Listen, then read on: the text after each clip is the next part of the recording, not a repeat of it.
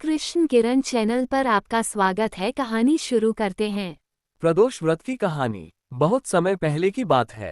हिमालय की गोद में बसा एक छोटा सा गांव था, जहां एक ब्राह्मण परिवार रहता था। ब्राह्मण का नाम हरिदास था और उसकी पत्नी का नाम सुनीता। दोनों भगवान शिव के अनन्य भक्त थे। उनके जीवन में खुशियों की कोई कमी नहीं थी, लेकिन एक बात उन्हें बहुत खलती थी, उनके घर में संतान का अभाव था। हरिदास और सुनीता ने संतान प्राप्ति के लिए कई व्रत और उपवास किए, लेकिन कोई फल नहीं मिला। एक दिन निराश होकर वे दोनों जंगल में तपस्या करने निकल पड़े। कई दिन बिना अन्न जल के तपस्या करते हुए बीत गए। उनकी भक्ति और समर्पण से प्रसन्न होकर भगवान शिव और माता पार्वती प्रकट हुए।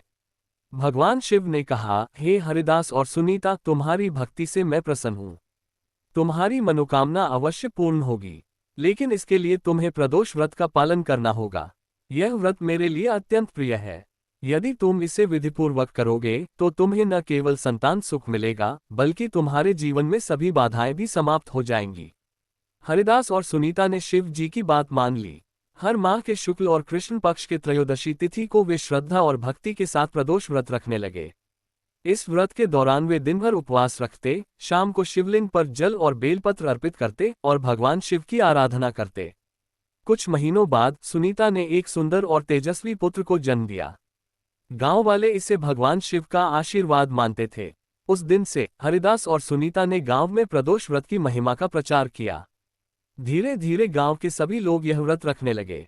कहते हैं कि जो भी व्यक्ति श्रद्धा और नियम से प्रदोष व्रत करता है, उसकी सभी इच्छाएं पूरी होती हैं और उसके जीवन से संकट दूर हो जाते हैं। इस प्रकार प्रदोष व्रत न केवल हरिदास और सुनीता के जीवन का आधार बना, बल्कि यह अन्य भक्तों के लिए भी भगवान शिव की कृपा पाने का मार्ग बन गया।